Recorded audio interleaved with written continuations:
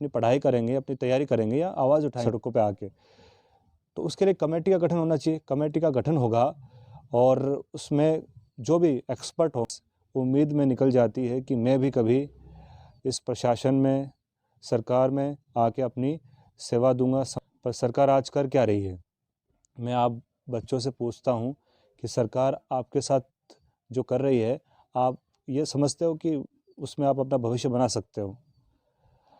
जितने भी पिछले दिनों 1 साल 1.5 साल में भर्तियां हुई हैं इस सरकार के कार्यकाल में, उसमें हर भर्ती में धांधली हुई है। पेपर मंडियों में नीलाम, जैसे सब्जी नीलाम होती है, ऐसे पेपर नीलाम हुए हैं।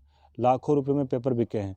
तो जो व्यक्ति मेहनती है, डिज़र्व करता है, जिसने बहुत ज़्यादा पढ़ाई करी है, जिसमें टैलेंट है, उसके हाथ में कुछ नहीं लगा, केवल धोखा। हमको हासिल क्या होगा? पूरा समाज खोखला हो जाएगा। ये तो दीमक की तरह समाज को खाए जा रहे हैं। इनको परवाह नहीं है आपकी। यदि इनको परवाह होती है आपकी, तो हम कब से मांग कर रहे हैं। यदि ये दूध के दूल्हे होते तो इनको क्या दिक्कत है सीबीआई इंक्वायरी की? यदि एक पाक साफ है तो सीबीआई इंक्वायरी कराने में इनको कोई समस्या ही नहीं होनी चाहिए। पर इनको डर ये है कि यदि सीबीआई इंक्वायरी हो गई, उच्च स्तरीय जांच बैठ गई, तो जो कड़ी है वो इन तक पहुंच जाएगी। नकल माफिया तो केवल एक मोहरा है।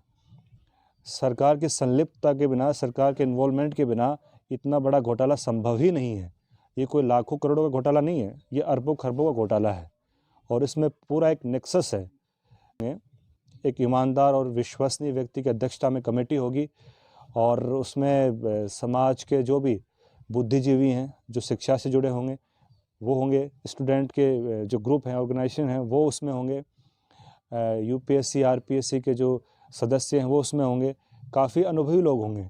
और जहाँ जहाँ हम सरकार जानबूझ के जो कर रही है, उससे बच्चों को नुकसान होता है या पेपर आउट होने में जो फैक्टर इन्वॉल्व हैं, जो शामिल हैं, उन पे पूरी अच्छी तरीके से उसमें अध्ययन करेगी और अध्ययन करके अपनी रिपोर्ट पेश करेगी। उस रिपोर्ट को सरकार सख्ताई से उसका पालन करे, उसको लागू करे।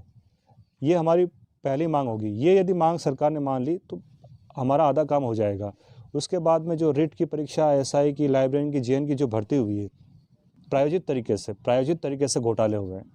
और जो घोटाले प्रायोजित तरीके से होते हैं, उसके खिलाफ यदि आवाज़ आप नहीं उठा रहे हो, तो यानी आपकी आत्मा मर चुकी है। फिर आप किसी को ये कहने लायक नहीं हो कि सरकार जानबूझकर हमारा भविष्य बर्बाद कर रही है। आप किसी को कहने के हकदार नहीं होंगे। उसके लिए आपको आवाज़ उठानी होगी। तो ये जो भर्तियाँ हुई हैं, एक तरीके से ये एक पाप है। किसी के भविष्य के साथ खिलवाड़ करना पाप है। ये तो मासूम बच्चे हैं, आप ही के बच्चे हैं।